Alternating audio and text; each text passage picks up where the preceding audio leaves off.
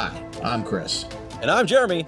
And I'm Fergal. And we're from Movie Smash. Comic book movies are having a golden age right now with the MCU. Movies based on comics aren't necessarily a new thing, but they're a big thing. Join us every other Tuesday on Movie Smash. We explore these movies and find some hidden gems. Every other week, we revisit some of the best. And some of the worst movies based on comics or graphic novels. Was Green Lantern as bad as you remember? Heck no! Is Time Cop the most accurate time travel movie ever created? Absolutely. Was Mystery Men way ahead of its time? Should they be revisited? Should they be forgotten? Join us on Movie Smash and find out. Listen wherever you find your fine podcasts.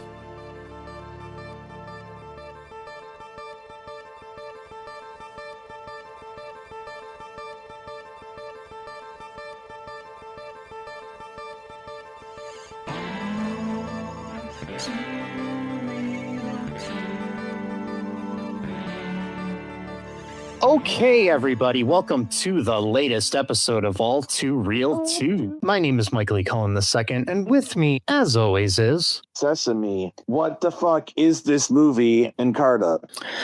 Yes, 'tis the season. 'Tis the season. 'Tis the season. So in the last 24 hours, I rewatched the movie 1408, which is a scary, creepy kind of movie. I watched the movie Heretic, which is like a scary, messed up kind of movie. I went and saw a college production of A Midsummer Night's Dream, which is kind of trippy and out there. Mm-hmm. But the weirdest thing I saw in the last 24 hours is the film we're covering today called A Karate Christmas Miracle. Yes. If you want to call it a movie, I don't know what it is. So this movie came out in 2019. It's less than an hour and a half long.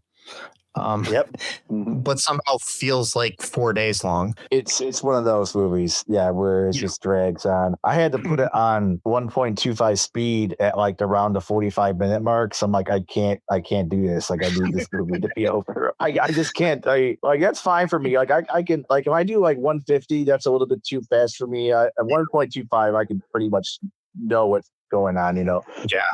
I keep forgetting to speed up things when I watch them, and I watch them at normal speed. Yeah. Because I hate myself. Anyway, so the log line for this movie, according to the Internet Movie Database, is after a mass shooting, a 10-year-old boy creates a list of tasks believing their completion will bring back his missing father, leading his mother an eccentric professor on a thrilling mystery unraveling an unexpected miracle.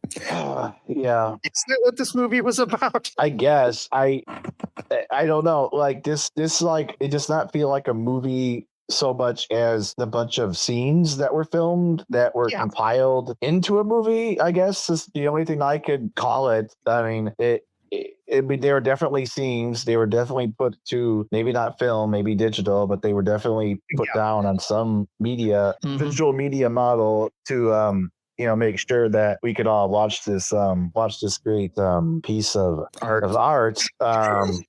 Well, I wrote earlier. I said this feels like Chat GPT, the very first model, wrote this movie, but this came out before Chat GPT came out, so by about 3 years. I honestly think Chat GPT would have written something better. But anyways, especially the new model, So this movie stars. Actually, let's go back to the director. Actually, let me go to the director. Okay. It was directed by Julie Kimmel, who's only directed this, and a movie called Caretaker, which I can't really find anything about. That's great. And you can't find anything about a movie. Yeah, it's like, I got the Internet Movie Database stuff about it, but it's got like one person listed in the cast and the director, nothing else listed. No plot, no anything. Just called Caretaker. And it came out in 2020. So there's her. And she was one of the writers. I'll assume she probably was one of the people on set fixing whatever the fuck the script was to try to make it kind of workable, I guess. It was also written by Ken Del Vecchio, one of the one of the producers of the film. Before we go any further, I want to talk about Kenneth Del Vecchio. Yeah. Okay, this is according to the internet, to Wikipedia. He is a filmmaker who has written, produced, and directed and acted in over 30 films. He is a founder and chairman of Hoboken International Film Festival. He is also the author of several legal books, including criminal code books published by Prentice Hall, blah, blah, blah. It sounds like he wrote his own fucking... anyway, so the... Yeah, it does. So he is known for interesting, films and things of that nature. So here's a little bit of trivia about him, according to IMDb. He quit his part-time position as a municipal judge after a suggestion by the court that it was unethical to continue as a judge while promoting his politically motivated films. Okay. So he quit. Basically, I think he was forced to quit. Okay. Yeah. Right. Yeah. So he's a very right wing. Of course. He's right wing, but he does have like a movie about gay rights that he produced. So he's produced like over 30 films. The most famous one of his previous films that he produced is called The Life Zone, starring Robert Loggia. Yeah, it's a anti-abortion film. Of course. Yeah.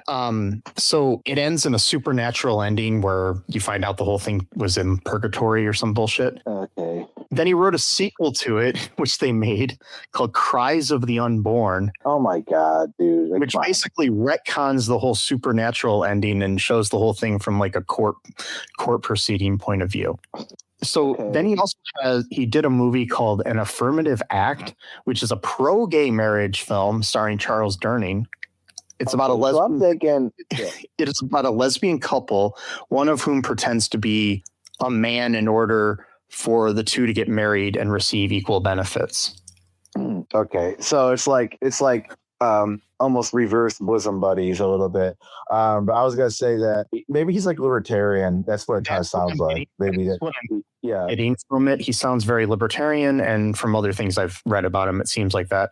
He also directed a movie called The Great Fight, starring again Robert Loggia, also Charles Durning again, Martin Kove, Joyce DeWitt from Three's Company, and other people. And it's about an autistic servant who becomes an MMA fighter. Okay. Yeah, the one that's really interesting that I watched the trailer to the other day, which I don't really understand, it's called Obam Nude. So it's like Obama, but like O.B.A.M. No A, no, Okay. In a film that's a criticism of Barack Obama, the movie is about a college student played by Del Vecchio who makes a deal with the devil to become president of the United States in exchange for millions of souls. He goes to like Harvard Law School and then becomes a community organizer and like wants to run the country like very libertarian kind of points of view or something. Well, so he's saying Obama's the devil then, I guess. But no, he makes a deal with the devil, not with Obama. We deal with the devil. But wait a minute, this guy himself is libertarian. Then why would he be mad about Obama being a libertarian? I don't get it. No, Obama's not a libertarian. I'm saying the point of view of the movie is really libertarian, and basically it's a criticism of Barack Obama's presidency, I guess. I don't know. Oh, I see. I haven't Does he seen make any criticism of Trump? Probably not. He has pictures of himself with Trump. So there we go. Yep, there you go. Yep. There we go. I pinned him.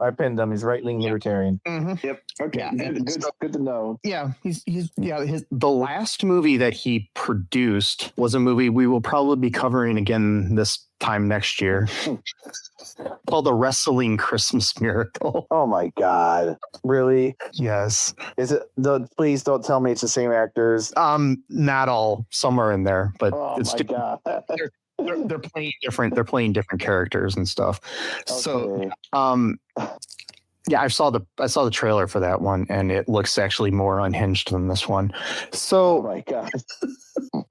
Okay, now back to the movie. Also, the third writer on this is David Landau, who it looks like he, as far as writing credits go, he wrote this, and it looks like some other like screenplays and like video game like stuff.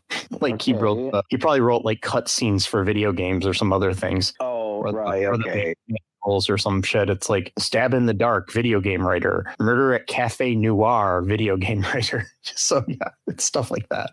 TV psychic party game video writer. So yeah. This guy sounds like Tommy Tallarico or some shit, like the video game musician. Like, yeah. So that's the third writer here. Again, this film stars Mario Del Vecchio, who is obviously related to Ken. I don't know how yet. I haven't figured that out, but I don't know if he's like his nephew or son or whatever. We have Mila Milosevic as Abby. So Mario is Jesse. Genesis is their last name, by the way. And then Abby Genesis Mila. We have Julie McCullough, who interestingly was the woman fired by Kirk Cameron from Growing Pains because she had posed in Playboy. Okay. So I've got this theory that eventually we're going to see everybody from Growing Pains make a really unhinged Christmas movie. Yeah, exactly. Which I don't even know which who you're talking about. So who got fired from? She was playing this character named Julie on Growing Pains, who was supposed to marry Mike Seaver, Kirk Cameron's character, and he became a born-again Christian right around that same time, and then found out that she posed in Playboy because she was like a really attractive model back then. And he found out she posed in Playboy, and they were supposed to the show was supposed to go in the direction of them getting married and having, that sort of story. And their wedding episode, she basically leaves him at the altar or some bullshit because Cameron demanded that happen. And basically kind of destroyed her career at that point because he's an asshole. Good old Christian love we got there. Yeah. Mm-hmm. So anyway, she plays Elizabeth, a professor of law and psychic in this movie. So we also have acting in this movie in some way, kind of Eric Roberts as a character named James Whitmore. It's really weird that they named him James Whitmore, and that's also the name of the guy, the actual actor who played Brooks in Shawshank Redemption, among a billion other things. But I just know that off the top of my head. I just think that's funny. Martin Kove plays a character named Sam. Kinda. He's not. Yeah, he's in the movie. He's in the movie. Yeah. We got Candy Fox as Sarah. We've got other people in this movie too. So we kind of know your thoughts here, Sesame, but what's your major feelings after watching this movie? Like, how did it make you feel? Just confused and bad because I don't know what's going on. I tried to watch a review of it. The review sort of helped me figure it out, but even not really. It just feels, and there's actually some proof for this, that it feels like several movies wrapped into one, and no pun intended, actually very pun intended, because Christmas. And I mean, we got all this. I just don't get it. I don't understand the logic of this movie. I don't understand how any of it relates to anything else in the movie. Why? Okay, so this kid, Jesse, he thinks somehow that if he memorizes all of the presidents going back to like 1960 in order from last to first, that will help get his dad back. And also, if he gets a black belt in karate, mind you, there's a little check here. So he decides if he gets a black belt, which is weird because normally you have a sensei who they're the one who decides whether, because like you could just say, I got a black belt in karate. I mean, I've got 5 of them. I don't know what you're talking about. I just went to the store, bought some black belts. That's the same thing, right? You can just literally, you can just buy a black belt. It's like that comedian said, you just go in the store, you literally buy a black belt, and they'll just do it. But you don't have to. I'm wearing a black belt right now. I mean, it's not like a karate black belt, but it's black. I mean, it's black, right? Kind of, no, but no, it's just so fucking weird, dude. Because like again, it's like this is like there's a lot of like a few like anti-woke sentiments in the movie, but they're done so poorly that it doesn't even seem like, it doesn't even feel like it's like a burn. Like, oh man, you totally cooked them. It's like anti-woke, but then it's made in such a way where it almost seems like it's pro-woke. but that's probably just bad writing and bad acting. Basically, So- at one point, the mom is like, assumes that the kid's sensei is a man. He's like, my sensei's a woman, and we're like, okay, like. So here's some trivia I just wanted to point out before we get further into the plot here. Okay, at the time of the movie's shooting, 10-year-old star Mario Del Vecchio was a real-life blue belt in karate. Now he is beyond that. So now he's got different shades of black, basically. Yeah. Or you get the he was a blue belt at the time, not black. So yeah, he was a blue belt. Sorry. Yeah. Yeah. And pretty close. so you know the director David Lynch, right? The famous director who passed away recently. Yeah. Okay. And you know how his movies are kind of weird and out there. I'm just going to say that. Yeah. I wouldn't call this movie Lynchian in any way, but kind of slightly, unhinged like his movies. But his movies actually make sense sometimes. So it turned out. Okay, go ahead. Sorry. It turned out that there was a collaborative partner of David Lynch who explained during a conversation with film journalist Mark Kermode that part of Lynch's casting process was to watch the recent work of an actor that he was thinking of casting. So in one casting session, he was looking at one of the actors from A Karate Christmas Miracle and watched the movie and reviewed it. Wow. So the person who wished to remain anonymous said that Lynch was visibly angry once the film had ended. And so he ended up not casting. They're not saying who the person was in this cast that he was looking at, but he didn't cast them. So that's just insane, man. Like the fact David that Lynch is the fact that this movie made David Lynch, who by all accounts is one of the nicest people on earth, whoever, he's not on earth anymore, but made him angry. Right. An angry dude. I mean, this is a guy who did transcendental meditation for the last 40 years of his life. This is the same guy who did Mulholland Drive and Lost Highway and Twin Peaks and shit like that. And so he's when he's getting mad at a fucked up film because it doesn't make any sense, because that's the thing, you could do weird shit, but it's like if you know what you're doing, it's different than just doing a bunch of it's like when you play an instrument and you play it so well that you know how to play it crappily to make it sound terrible. That's different than just playing crappily because you don't know how to play it. There's a difference.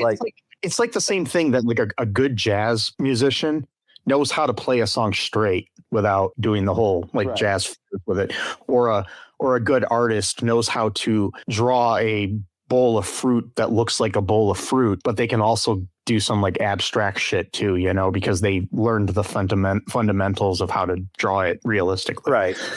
Yeah, exactly. Yeah. So, yeah. It's man, I gotta say, I no disrespect, but there's something about religious filmmakers that they have the weirdest taste, and I don't even know how to explain it. It's every Christian movie I've seen that's specifically meant to be a hidden Christian message within the movie, even if the movie is not necessarily about Christ himself. It's not overtly Christian, it's just always this weird mishmash of surrealism.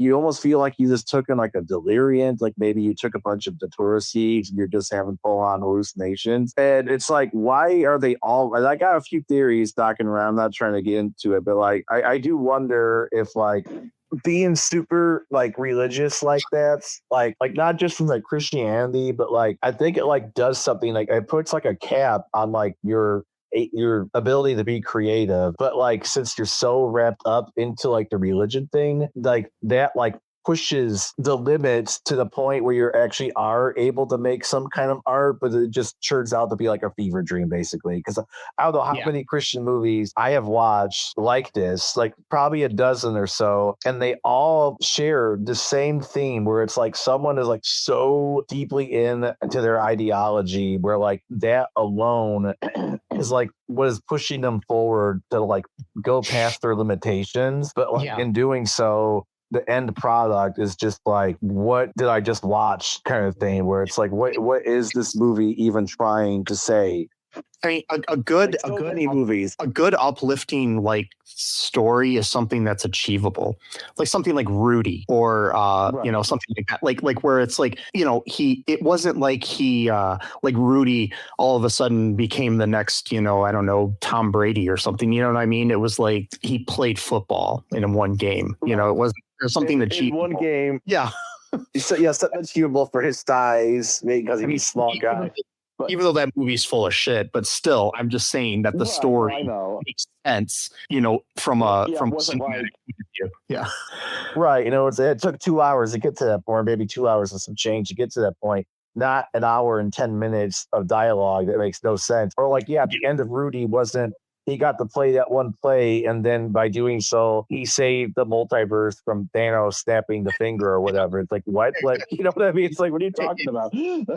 It's something that actually is achievable in real life and makes sense. And, you know, even if it was completely a fantasy type of film, which this movie straddles the edge of being realistic and fantastical at the same time, and it doesn't know what lane it's going in. And also dealing with, you know, mass shooting, but for some there's so many things that we could talk about. Well, what I think we could do that might help is if we just kind of focus on like each, like not focus on like the movie, because like the movie makes no sense literally anyway, but like focus on like each part, so that way we could actually get all the parts in, because there's so many. So yeah, the one major thing here is the fact that there's this other movie called Joker's Poltergeist. Mm-hmm. Yeah, I'm going to talk about that for a split second here. Joker's Poltergeist is a film about a mass shooting at a movie theater where people are dressed up like clowns and some supernatural type shit happens, and it stars Eric Roberts and Martin Kove. And it was written by Ken Del Vecchio, who also is in the movie, and produced by him, and came out in 2016. Also want to point out the fact that it came out like, hold on one second. I'm checking the timeline here. Mm-hmm. So the 2012 was the Aurora theater shooting. Yeah, I remember. When The Dark Knight Rises came out. I remember we saw the movie, and then I read about it when we got back to my apartment. We were driving back to your apartment, and it was pouring down, raining, and you read the news story on your phone as I was driving. Like, what a great! We're like, this movie's so awesome, and then boom, And another coincidence too. This was Dark Knight Rises, but the original Dark Knight, Eric Roberts is in that movie. But that's just right. No, exactly. Weird, fucked up world. Exactly. So this movie, Joker's Poltergeist, which we may have to cover in the future if we can find it. So it's like, you know, in the Aurora shooting, in reality, there was a guy dressed up basically like a clown, kind of like the Joker or something, who went and was going to you know, shoot up a theater, and he killed many people in this mass shooting. And he also had orange hair. The clowns in this movie have orange hair. Yeah, this was like less than 4 years after the actual event. And it's Aurora, Colorado, and one of the characters in this movie called Aurora, which is the character in that movie. Lacy Marie Meyer. So is Aurora Place is her name. And so you name one of your fucking characters Aurora. Talk about being so fucking insensitive. Right, because it's called Jokers. I mean, I guess that was the point. They're trying to say whatever they're trying to say, which again, I don't know what. But anyways, that movie, they took scenes from that movie that is totally unrelated to A Karate Christmas Miracle. Spliced in scenes with Martin Kove and Eric Roberts just so they could put their names in the fucking poster. Well, they had a few scenes with Martin Kove that seemed to be original for this movie, but still, I don't know. I think those might have been part of the other movie. Wow. So they just kind of spliced it. Yeah. You know, because obviously, regardless of even if they were shot for this movie, all of the things shot with Eric and Martin were not shot at the same location as this movie, and they were shot very much. See, the thing is the reason I tend to think that Martin Kove's even other scenes were filmed either for Joker's Poltergeist or something else is because the cinematography is very different than the rest of this movie. Yeah, it's awesome. It was very weird to see him with a mustache. Yeah. I mean, Martin Kove's a whole other can of worms, but still, it's just lately. Speaking of karate, Martin Kove also is a black belt in karate, for real. Oh, yeah. I mean, I assumed. So yeah, this movie, this 10-year-old boy comes up with like these 12 things that he needs to do before Christmas so he can bring back his dad who disappeared during this mass shooting a year prior.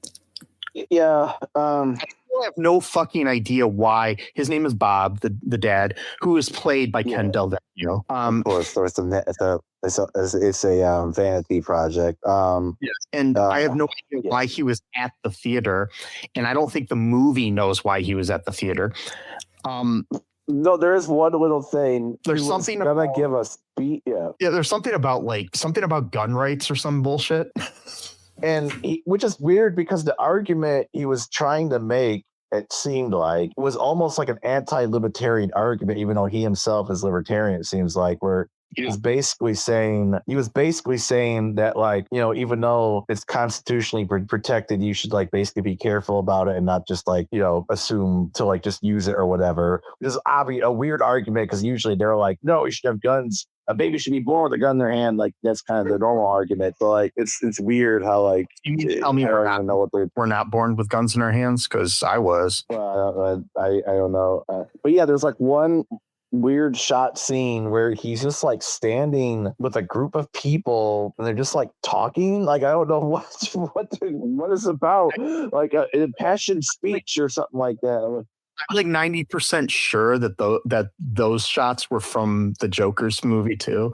So this has to be because it's got nothing to do with this. And like, anyways, just a whole bunch of stuff going on. But like, there's this anyway. Just go ahead because I'll keep talking if I don't. Yeah, if I don't. So you know, Jesse's here thinking, you know, he's got to do all these things. One of which is, you know, one of the 12 things he has to do is get his black belt, you know, in less than a few days. Like he decides if he gets the black belt, not a sensei. So that's important. He's self-giving his black belt. Like, yes. We all get, you know, I'm a self-taught neurologist too. You know, like what the fuck? You know, it's like basically like grading your own paper for. I think I got an A+. Like, you know, it's just like. So what, you don't trust me that I got 100% on this paper? And so there's like, you know, he's doing these things, you know, and he's so defiant to his mom. I'm not going to be critical of the actor at all because I don't like to criticize child actors ever. Yeah. I'll criticize the direction. Yes. They allowed this kid to just deliver every line like he was mad at everything. Mad and wooden at the same time. Yeah, it was very wooden, but it was like he was being like judgmental in every line he said. That's the tone that came across. And like I said, I'm not being critical of his acting because I mean the kid was like 10 or 12 or whatever when he made this fucking movie, you know. So you know, hopefully he's learned since then and he's better. I mean, this was years ago. He's probably an adult now, but it's still, yeah, we're close to it. But right, yeah. It's like everybody in this movie was acting in a different film, and the direction because they literally were. I mean, like, you know, yeah. Like and so like and talk about Wooden, the mom. I will criticize her. I'm also going to be very critical of. I'm honestly not blaming any of the actors in this movie. I'm blaming the direction. And I don't want to be too critical too of her because this is her first movie and she was actually not the first choice to direct this. There was some other guy that was supposed to direct the movie, but he died. Okay. And Julie Kimmel had to take over. I don't know how she got the gig. But it's like, but the cinematography and direction of this movie are horrible. And I've made movies that look probably just as bad, so I'm not going to be too critical. You know, I'm just saying that, you know, but for a movie that you're going budget of like $7,000. Yeah. So that's what I'm saying. Yeah. You had a budget of $7,000. This probably had like $100,000. And I'm not a guy. I'm not a lawyer who makes probably good money, like Ken Del Vecchio. Exactly. Yeah. So, and you know, I don't have connections to Eric Roberts or Martin Kove. either. Right. So, or Julie Right. McCullough, for that matter. Like anybody who's of any kind of note. I mean, I did have Mhm. Ari Lehman in a movie, and that's of note. But still, I'm just saying that this guy seems to work with Martin Kove and Eric Roberts and Julie McCullough a lot. So it's like, Yeah. there's this kid's going to do these things, and like I said, I'm not critical of the kid, but my favorite part of the whole movie was when the kid decided that he's not going to speak until Christmas. So. Right. He's doing like a 3-day speaking fast or something like that. Yeah. He just But anyways, points the things. He starts having these weird dreams that go into this Lynchian sort of kind of way where he's like somehow reliving the mass shooting that his dad went through. But not even that though, because it's like a guy, Eric Roberts, on the screen. It looks like he's like doing a bunch of terrorist demands. Mm-hmm. Looks like for a whole year he has these people like hostages in the theater somehow. I don't get why. Like, I think it was a whole year. I think it was just that one night. Oh, so it's like, okay, and all right, It was confusing as fuck. So because the thing is that theater still like exists afterwards, so they talk about it. So I know, but so it took. I just don't get it. I don't understand. Because if they escaped, why did it take the dad a whole year to get home by the end of the movie? I don't care if I'm spoiling the movie here. I have no fucking clue, and that's my worst. Okay, that's when I watched the logic of this movie. Why would it take you a whole year to get back to your family when it appears that this guy has just been walking around town this whole time, feeding the homeless and praying in the nativity scene? Right. All of that stuff supposedly happened before the mass shooting. Okay, so again, my theory is, were they holding these people hostages for a whole year and they finally escaped? Because like, why? See, it wasn't everybody either. Because like he was like supposedly the only person who survived the mass shooting was Aurora. Right, because he visited her. According to anyway, we're jumping so far because it's hard to even talk about this movie because like just here. This is what I'm saying. Okay, so Bob, that's the dad. Yeah. They never found his body. They found the bodies of everybody else in the theater except for Aurora, who survived. And that was a year ago. So for a whole year, nobody knows where the fuck Bob is. So what's he doing this whole time? That's what I want to know. What exactly? New family? Did he? I mean, like, he just want to take a break for his family for a year. See, that's my problem. Nobody fucking knows. They never tell you in the movie. There's nothing. There's no. Okay, like we're trying to be as linear as possible here, but it's hard to even get through the scenes because. But what I'm saying is you're trying to. You were like, what the fuck happened to him? Nobody fucking knows, Sesame. Nobody knows. Nobody knows. Like, I don't think they even know. Like, yeah, go ahead. This is ridiculous. Basically, Bob's gone for a year, and then Jesse gets his black belt, and Bob shows up at the end. Literally, at the end of the movie, he comes through a sliding door. And then the credits roll. There's no, like, hey, Dad, where were you for the last fucking year of my life? Or what happened to the terrorist on the movie screen, or the clown killers. Oh, by the way, there's the other part where it makes things really super confusing because Martin Cole character, he gifted the theater to Aurora, his daughter. Get it? Aurora Theater. Yeah. And then there's a big screen where he's gifting her the theater, but then he has to watch it through the video that he made, but he is physically somewhere else now. So he bequeathed it via film screen, I guess. I don't know. And then he puts on a clown mask and he's like, I'll be watching you. So is he the clown killer, dude? Like, what? I don't understand. Like, there is no explanation. There is no explanation. I tried to figure it out.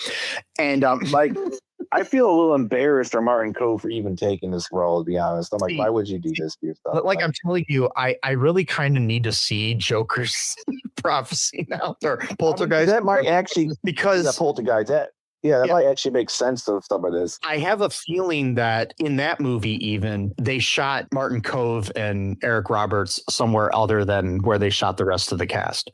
So that's why they appear on the movie screen. That's the only way that they could do it. Yeah. Because like I saw a review of that anti-abortion movie that Robert Loggia was in. And Robert Loggia, all of his performance appears on a TV screen. Okay. He never interacts with the other actors, from what I could tell. So I mean, yeah. So it's like, so we got our bits here. So kids, Jesse wants his karate, his black belt. His sensei's a woman. He really wants to make sure his mom feels bad about assuming that he's a man. You got an alcoholic law professor who is like super whiskeyed up all throughout the whole fucking movie. Act like complete fucking no offense to her, but like no, this I really hated. I hated her acting in this movie. I'm not trying to be mean. I hated her acting in this film. Like what I got from her acting was that they said, here are the points you need to hit. We'll just let you improvise, and we'll be really bad at letting you improvise and not cut away to anything. And so your performance is going to come out looking like you're an insane woman, and it's going to be completely uneven. Yeah, I mean, because they just let her go wild, and she's always drinking all the time to make a big point of that. And I think she's doing some decent acting in here, but the way it's cut together and the way her like sometimes she's too calm, and other times she's like way up here. It's like bipolar. It's very exactly. Yeah, her cancer probably is that, and but they don't present it in a decent way. It's like borderline personality disorder or bipolar or something going on, but I don't think that's what they were going for. They weren't even going for that. No, they weren't. They were just they were just. I get the idea they kind of wanted her to be like a crazy, earthy sort of like mystical type woman or something like that. But they didn't. I know, but I'm just saying they didn't write it right, and she was annoying as fuck. So right, and so like all of these characters are supposed to tie into each other in some way. Again, it makes no sense. So this woman used to be a psychic, and she apparently did a reading for what's her name? Is it Abby? Abby, yeah. She apparently did a reading for Abby when she was 16 years old, and then she said in her reading that she was going to get married, and then something worrisome was going to happen to her husband, or something like that. And so she went back to her to like question her psychic abilities again or something. I don't quite know what that was even for, or what that was about. And then like again, she flipped from like the bipolar of like super drunk and happy to like mean drunk within like 2 seconds. Like, you get out of my office. Like, whoa, like he's like, okay, like, and okay, sure. And then she decides that she wants to help her Abby, but then Abby doesn't want her help anymore for some reason. I don't probably understand that switcheroo that happened. It doesn't make any sense. Bad writing. Bad writing. We have a few karate, classes that are filmed to pad the time. Oh, also too, there's like a 10-minute explanation about the karate bells and what they mean to pad the time some more. That took way too long. And everybody monologues in this movie. Nobody's actually having dialogue. Yeah, exactly. They're monologue. They're monologuing to each other, which is not how natural dialogue happens. Like, you and talking here, you'll interrupt me, I'll interrupt you, that sort of thing. That's how real dialogue works. You don't just let me go on. You don't let me go on like a 5-minute monologue for no fucking reason, naturally. If I was doing the podcast by myself, go ahead. But but that's not how it's just like real conversation happens. Right. It's so I'm just trying to be as linear as possible, even though it's fucking impossible. So Jesse, sorry. Okay. When Jesse and what's her name? The professor, I forgot her name already. Her name is Jody. Elizabeth. Jody? Elizabeth. Elizabeth. Yeah. So Jesse and Elizabeth are both having the same visions at the same time. And so that's supposed to mean something, which is weird because you would think like there'd be at least be one scene other than the one between Jesse and Elizabeth, because they're both having the same visions. You would think that they would spend more time with each other in the movie. No, they're all this. Abby's the medium between, no pun intended, is the medium between these two worlds. Yeah. And then like there's this whole thing again, they're just constantly making her into an alcoholic for some reason. I don't know why, just like punish her character, I guess. And she was gonna get married to a guy when she was younger, but one of her psychic visions was that he was gonna die if she let him, then, well, I don't know, whatever. So then she broke up with him. Yeah. Well, if she broke up if she broke up with him, that somehow would think that maybe he wouldn't die, I guess. But then she sees him at a bar on Christmas Eve and is acting like she's surprised that he's alive. And I'm like, the whole point of you breaking up with him is that you thought that would be the thing that would make him stay alive. So why are you acting surprised? Again, it's like the actors are not given any guidance about what they're supposed to be reacting to. Somehow the fact that her ex-fiance was alive then tells her makes her think that Bob is dead. Right, I switcheroo. Like, well, I must be wrong about everything, right? Now Abby's like, no, I believe in you, or it's okay. Now I'm finally ready to let go of Bob or whatever. I'm like, so like the big emotional breakthrough. Which one of the major thorough points of this movie too is that Abby is like a workaholic, and so when Elizabeth and her are going to all these different places that she had kind of visions of Bob. Yeah, that's the name of my new band, Visions of Bob. Visions of Bob. Yeah. She's basically taking Abby to all these places, and basically Abby's like learning. Oh, he built this gazebo at the college for some reason. He used to help out at this helped out this small business with like legal work, and he also used to serve meals there for the homeless people and lower income people and stuff, and all of this shit that it's just like, what kind of fucking as well. Yeah, he also had a black belt in karate, and she didn't know any of this shit. That makes no sense at all. Like, I don't care how much of a workaholic you are, you don't know any of these things about your spouse. What kind of relationship did you have with each other? Did you just like not talk to each other? Like, I don't understand what kind of arrangement you had here. Did you stay together just for Jesse, but then you had your own little separate lives? Because again, it's like, I understand if someone's like an alcoholic, I mean, not a workaholic, sorry, alcohol. Someone's like a workaholic and they might miss like, their spouse's birthday, but they might forget their anniversary, or maybe like they're interested in something, but like you don't forget, you don't not know this is karate and like this is like the equivalent of like Melania Trump not realizing that Donald's president. Right.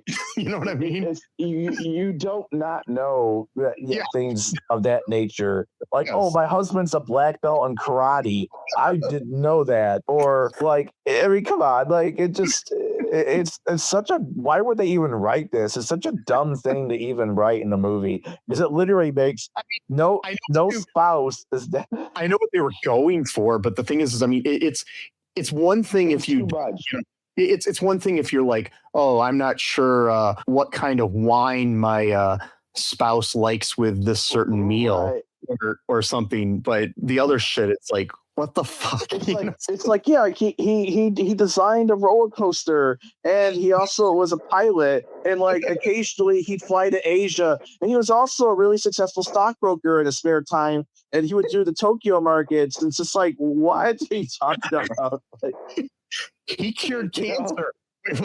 Yeah, and he also had a separate family. He's hiding from you, and he just disappears for a fucking year too. I would too. Maybe that's what it was. He was spending time with the second family. I mean, he disappears for 1 year each. He spends 1 year at one family, and then like, I don't know. It's like I don't know. It's like I don't know, like. It's like an actor married to another actor not realizing that they'd been in a movie. Right. Like, oh man, there's no chemistry in this movie either. Well, between all the Abby and Elizabeth somewhat have an interesting, back and forth. Even that's not that great. Also, I feel no motherly connection between Jesse and Abby. And Abby comes off more like an older sister than the mother, though, too, for some reason. It's very wooden with each other. They're acting as very wooden with each other. It's like there's no affection from either. Although at one point he hugs her, but that was like one time. And so, I mean, this woman, this was obviously, I mean, you have one female writer, but the fact that it was written by two dudes, you can very much feel the fact that they don't know how to write women, where you're making this woman completely this one-dimensional aspect where she's all about work and doesn't have any other aspect in her life. Like it's like she doesn't even, it's like she's reluctant to like paint a fucking birdhouse for her kid. Right, because that's what his dad used to do, so she can't do it. Okay, what? All right, it makes like that's what he used to do with his dad. I'm like, okay, so plus it's been a whole fucking year since the guy disappeared. Why? Right. Why has there been no like built up connection through mourning or through whatever else or through things like that? And it's like also, has the dude been declared dead? Has did they hire a private investigator to try to find him? Did they do anything in the last year? We don't get any backstory. I know a lot of movies have a lot of like exposition like dumping, which I don't like too much. But the thing is this one didn't have any. It's like nothing. Yeah. And the declared dead thing, I think it has to be a certain amount of years before they can do that. So I don't think that would be enough. But the thing is, they're both still like I mean, Jesse, I get he's like 10 years old. So, like if my dad died when I was, 9 or 10, I would be thinking, I really hope my dad comes back, sort of thing. Or if my dad left or whatever, that sort of thing when you're a kid. But when you're the wife of the guy, she still has this thing like she's not 100% sure if he's dead or alive. And right. I think there would have been some kind of like feeling or like some kind of, even if there's like some kind of like doubt there, she didn't play the doubt too well. And it's almost like she didn't give a shit. Well, that was the whole point, because she didn't grieve, and so they tried to do that aspect too of like, but they didn't do that well either, because none of the movie was done well. Even if you haven't grieved, you've grieved. It's like that you got to play that level, or you got to have that subtext where the person's trying to be strong and everybody on the outside doesn't realize that you're probably inside internally, but you don't see. And it's like I hate to be so mean to the actress, but it's like it's fine. She has like these doll's eyes where there's nothing going on behind them. Like, yeah, I know what you're saying. It's like a good actor, you can feel the thing, Right, you can feel the. Oh my god, dude, it's just ridiculous. Like the plus two is like so sexist shit in there, because like she goes into the diner and then like. Again, monologue. She's looking for this guy named Jay, and then the guy goes on like this 5-minute monologue about like, do I look like my name is Jay? Do I look like a J to you?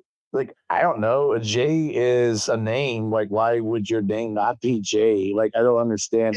It's a weird thing to ask. Do I look like a J to you? Sure. Why not? Like, it's like, do I look like the letter of the letter of the alphabet, or do I look like a bird? A J can be a bird. And then he refers to her a babe, and then says, this chick's here waiting for you. Okay, so you're just flat out call her babe and then refer to her as a chick. Like, that's the thing. At this diner, Bob's phone was left there, and somebody finds it like a year fucking later. So, like, my question for this is Bob trying to like leave all these little clues, but for what reason? Like, there's nothing. It makes, again, because that's the thing too. If the phone showed up, then that means he probably left it there. So why didn't he just go home if he's in town? Like, why is he doing all this other shit just to like prepare them? And the dining home, the owner of the diner, Sam or whatever the fuck his name is, like says, I don't know how long it's been there. It's like, my thing is do you not? They found it underneath the booth or something. Do you not clean? Had it been there for a year or what? What the fuck's going on? Yeah, there's no. My whole thing too about the missing body part aspect is if it's a mass shooting and you don't find his body, then yeah, he's probably alive, because like, who in a mass shooting is like, oh, I gotta make sure I bury some bodies after I killed the people in the mass shooting. I got all the time in the world. No one does that. It's a sort of get in, get out type situation. It's not a I've never heard of like there. I mean, I'm sure in like a huge mass shooting, like in a mall or something like that, where there's like tons of people, maybe there's somebody missing somewhere, like because somebody wasn't 100% sure if their wife or kid was at the mall or their dad or whatever.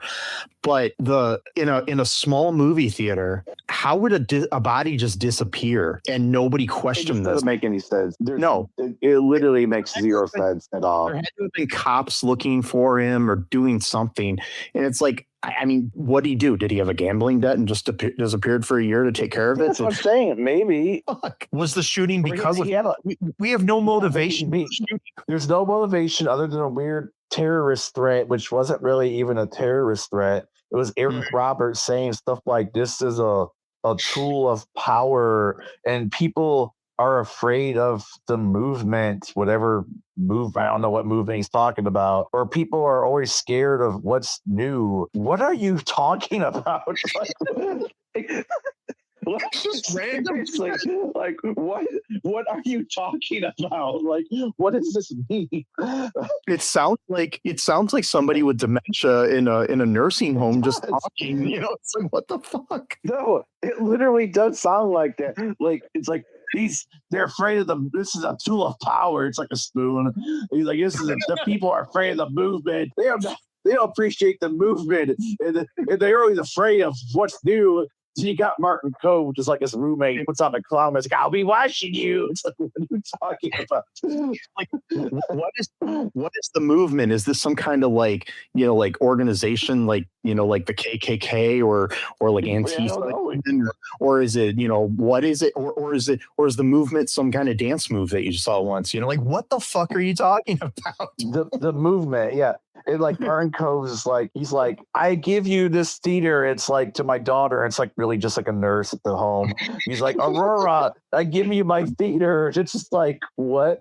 Thank you. Like, okay. And then like she's like crying tears of joy as he's like joking around. Okay, too. I gotta talk about this. So like, oh, go ahead. Sorry. No, you go ahead. All right. So I'll make this quick. So there's this whole thing now where Jesse has been like getting like karate lessons like via the dream spiritual world through Martin Kove's character, I guess, somehow. And he lives like in like a beach house. Like looks like he's kind of wealthy. What the fuck? What are you talking about? Like, what is actually happening here? So Jesse is like, not only is he like skilled in karate, he apparently also has like numerous mystical abilities. Not only is he having nightmares where he's seeing like visions of stuff, apparently he's getting karate lessons via like the spiritual realm from Martin Kove with the mustache, which looks weird. There's also like random other people with like psychedelic backgrounds behind them and lighting who like each say like words of a sentence talking to him too. And it's like, did they just like walk down the street and be like, hey, you want to be in a movie? Yeah. And like you said too, that like it probably seems like, because like Martin Kove seems like he was probably like having a conversation for like a completely different movie, and then they just put that because they weren't actually like talking to each other. It would be like Jesse's. It was on a phone.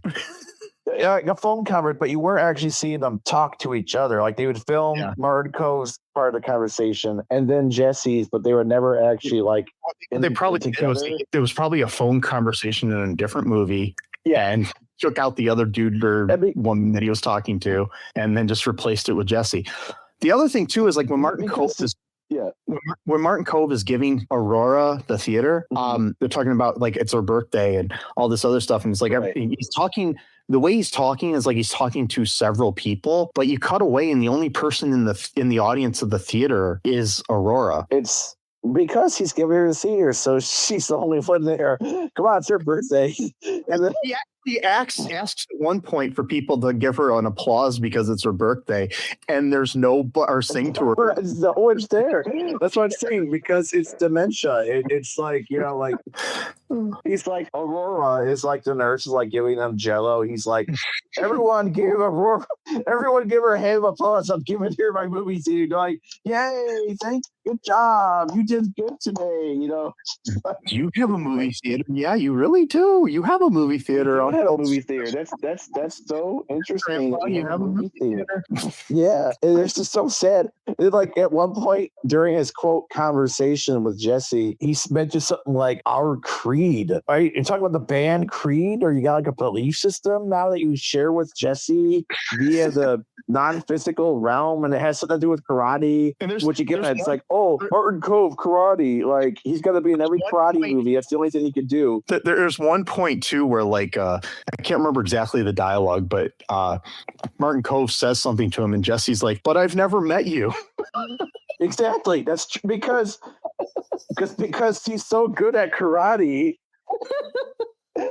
He's like he gives him some advice, and he's like, remember when we blah blah blah or something like that. He's like, but I've never met you. It's like even inside his dream, Jesse's like, what the fuck is going on? What is going on in my dream? They're both so good at karate that they've mastered the mystical arts as well within the karate system. That's like a special version of karate, apparently. Like you learn the moves, you get the black belt then, but then you have like your own secret system where you apparently can communicate via psychic abilities somehow, or through dream contacts. And then you're like, yeah, our creed. Okay, karate's not a creed. It's not a belief system. It's not a religion. Like Force. Maybe it's like the Force. Yeah, or creed, or force, or maybe he's talking about the band, like like with the arms wide open, whatever. Or can you take me higher, DJ? Like higher. Yeah, like all the fucking people in this movie were high on like research chemicals or some shit, and they're like, "Oh, we on ketamine. All right. Oh, I'm in the K-hole now. Let's write out everything we can before we go to sleep." Or he got really confused because he was in Karate Kid, which was directed by the same guy that did Rocky, which has a character named Apollo Creed. So maybe right. Yeah, exactly. And or it kind of pisses me off about this too is like Martin Kove is such a good actor, and like he's only allowed to play roles that have like karate in them. Like it's just like, you know what I mean? Like especially this, like what's Cobra Kai, it makes sense. He's coming back as John Priest, a character within the Karate Kid universe, or the KKU as I call it. Yeah. This movie has the title karate in it. There's a few scenes of Jesse doing, I guess, karate. It looked more like jujitsu to me, but I don't know. And then because like I don't know too many karate moves where they're like rolling on the floor with each other, and like I mean that looks like fucking jujitsu, so they didn't even do that right. It's like, I mean, to be fair, he's Martin Kove is in a movie that came out this year called A Gunfighter's Deal, where he plays a preacher. So, all right, well, that's okay, I guess. But like for so many decades, he was always cited. He was always typecast as a karate guy or like a bad dude in some kind of bad guy. Like I don't know. I think one movie. I'm just looking at his IMDb here. He's done some characters where he's not a karate guy, but it is kind of funny that it would be like, Oh, and speaking of Rambo, which I just mentioned, I don't know, I've mentioned Rocky, not Rambo, but he was in one of the Rambo movies. He was in First Blood Part 2. Okay, well, that's all right. I mean, that's cool. Yeah, at least 2000, but no, he should just only play karate people, like even in movies that make no sense. Like, like if he's a doctor in a movie, he should be a karate doctor. If he's a karate doctor. If he's a guy working at a carryout, he's a karate guy working at a carryout. He's a mailman. He's like a karate mailman. I don't know. Or karate pizza deliverer. He just kicks the pizza at your door. He just kicks the pizza box, but it doesn't do any damage. He's so good at kicking. He just he almost like shoots it off of his throat a little bit, and then just stores in the air. Then you grab your pizza. He goes like, Cobra Kai never dies. They're like, are you okay, sir? I mean, he is in a wrestling Christmas Miracle as well. So I just saw that. Okay. So when we cover that unhinged looking movie, that'll be fun. Yeah, I just remember next year to do that. So, anywho, anything else you want to say about this movie before we go kill ourselves? Absolutely not. No, absolutely not. I don't want to talk about this fucking movie ever again in my fucking life. This movie makes no sense. Terribly made, terribly written, terribly acted. Everything about it's stupid. Religious people need to figure out how to have a hobby outside of religion, because this is what happens when they try to make a movie. It feels like a ketamine dream. Like it's just bizarre. Like I mean, I want to see. I mean, there are some out there, like Passion of the Christ or Sound of Freedom. I'm just saying all the Jim Caviezel movies. But where you got good cinematography and lighting and decent acting. Why is it so hard for a lot of these religious movies to have good cinematography, directing, and acting? Like, that's the thing that bothers me. It takes me out of everything. Like, your audio's horrible. It's the lighting in this movie. Everything was overlit. Like, there's no shadows. There's no nothing. It was like just white light on everything. There's no depth. It's just there's no warmth that you would expect from a Christmas movie either. It's like when it comes in the I don't know, the positions of people in the shots were way off. And you would have like a shot too long. Like it would just be like I don't know, I'm blanking on like all these like terms I should know the names of. I knew them until I started trying to say them, if that makes sense. But like a wide shot, like you just have like a wide shot, like way too long, or a close up way too long, and the people are not centered properly. Like you don't. I mean, you don't have to be in the center because that's kind of, they're just not playing with the thirds of the frame and like you're like in weird shots that make no sense. And that's like most of these types of movies. I can tell you exactly why, and it might seem a little bit prejudiced, but there's actually some factual information. There's actually some factual neuroscience behind it. Is that right-wing people, again, this has been like brains, they've done brain scans of like many people who identify as liberals and those who as right-wing, and the brains actually do operate a little bit differently. And the right-wing brain is very ideologically driven. So that's why you see a lot of many people who are right-wing are very religious and vice versa. That's not an accident. That's actually part and parcel of it. And creativity is reduced a little bit in the right-wing brain. It's not gone, but like there's a reason why right-wing humor is not very funny, not very complex. It's usually a bunch of fart noises and burp jokes. That's not an accident. That's not part of the thing. And or transphobic jokes or transphobic jokes or just anything that's like very juvenile that doesn't take a lot of thought.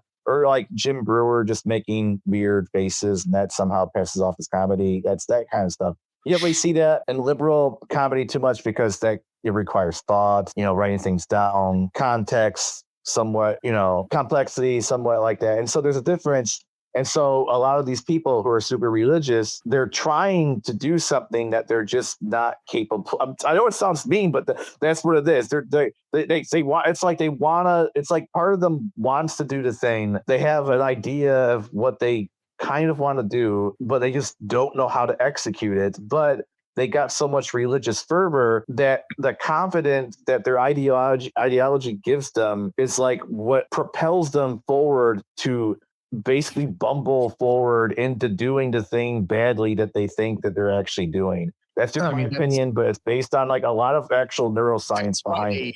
Because you don't see that like in any other, you don't see liberals making movies this bad. Like it's like, I don't know. Like to be fair, you do. But it's not as often. Okay.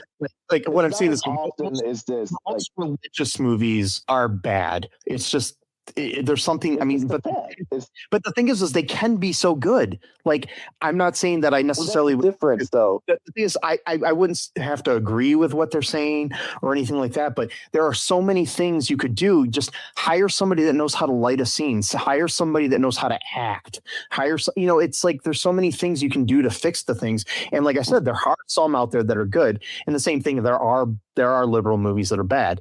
They're it's just not in the same way. It's just not in the same way. Yeah. You're right. You're not in the same way. For example, I despise the movie My Dinner with Andre, even though it's supposed to be a classic. I can't stand it. I just can't. It's so pretentious. I know a lot of people love it, but in my view, it's just so pretentious. But the thing with that movie is, it's still a good movie to some people. Whereas something like this movie is universally not a good movie. Nobody's ever going to say, I could find you like 5 or 10 people who say like My Dinner with Andre is one of my favorite movies.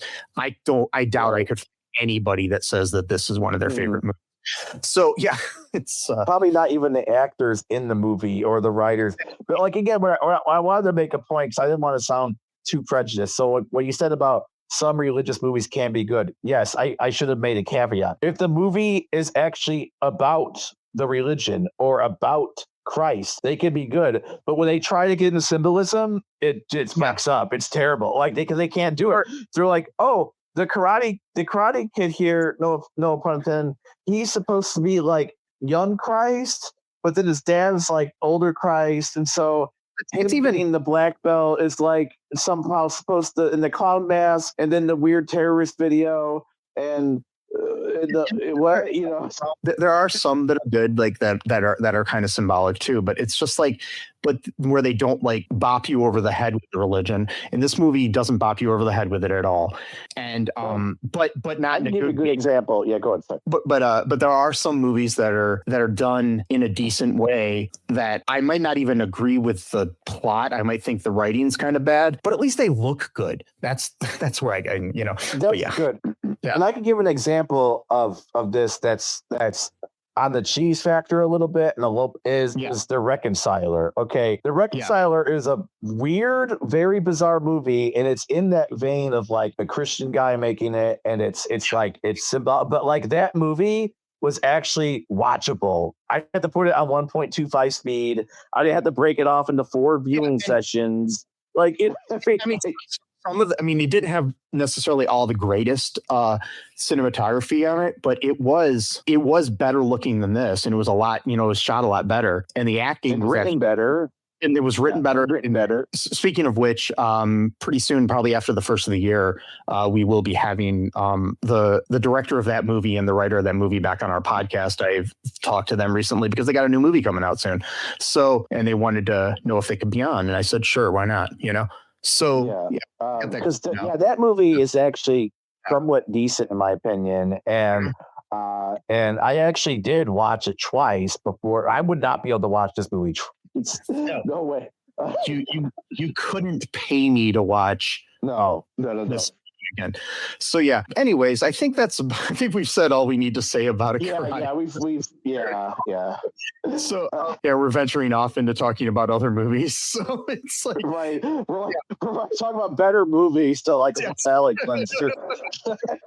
When you start trying to find a memory of yours where you actually watched a movie you enjoyed better, it's kind of sad. Yeah, it is sad because that movie actually had a decent idea behind it too. Yeah, if that movie had more money, it would have been really good. And I'm not saying it would have been. Yeah, if you would have had a studio behind that would have that movie could have, with a little bit more time and money put into it. But within its limitations, that movie was good. So anyways, folks, check out our review of that movie if you get a chance, of The Reconciler, and also our interview with Sean Justice and oh my God, I talked to this Scott Galbraith. Yeah, I hated myself for a second because I talked to Scott like every week, and I just totally forgot his name. And you just like forgot, I hate that. But yeah, no, I talked to Scott all the time on Facebook. But so he and I don't agree on everything, and sometimes we have like actual civil conversations about our disagreements and the things we do agree on. So it's kind of cool that there's actually some human out there who can still do that without being an asshole, So he's not some crazy Trump Christian guy, so it's And anyways, folks, if you could, go to all2real2.com. You can find those episodes linked there. You can also find our social media. You can find our TeePublic, which is a place where you can buy some shirts and some other merchandise to help support the show. Best way to help support the show, if you can, is to go to our Patreon. We don't get paid much here at all, if anything, for doing this show from advertisers or anything. So please join our Patreon. Even just $1 a month, that'd be great. Something to help us out. And if you do, I'll try to get a black belt by next Christmas. And I have the sensei actually reading me, not myself doing it. I'm gonna come up with 12 things that I need to do before Christmas, and if I do them, I'll do them. If I do them, I'm gonna bring back sanity to this country. So, anywho, do that. Share the show with your friends. Give us a 5-star review wherever you can do that, like on Apple Podcast or Spotify or what have you. Comment below the episodes. Comment on the episodes. Give us a thumbs up on the tubes of you, the YouTube, and whatnot. Also, the tubes of you, yeah. Just share it with your friends. Also, this episode's coming out on Christmas, so Merry Christmas, everybody. Yeah. All right. Also, just remember that trans lives are human lives. No human is illegal. True that. Fuck the oligarchy. Free Palestine. Remember that. I love you. Applesauce is the new Jello. That's right. That's a line for the movie. Yes. I forgot about that because she's a marketing rep. Yes. Totally forgot about that. But it's my favorite line in the movie. Totally forgot. Yeah. Sesame loves you. I do. All of you, actually. Be different. Be yourself. And until next time. Bye-bye. Bye-bye. Thanks for listening to All Too Real 2 podcast, a Cullen Park production. Produced and edited by Michael E. Cullen II. Music by Matthew Hawes. Subscribe and share the show. Visit us at cullenpark.com.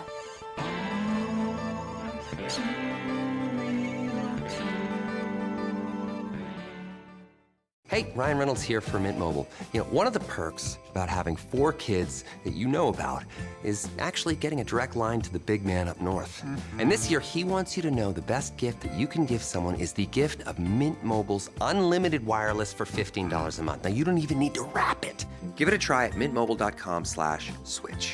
Upfront payment of $45 for 3-month plan equivalent to $15 per month required. New customer offer for first 3 months only. Speed slow after 35 gigabytes if network's busy. Taxes and fees extra. See mintmobile.com.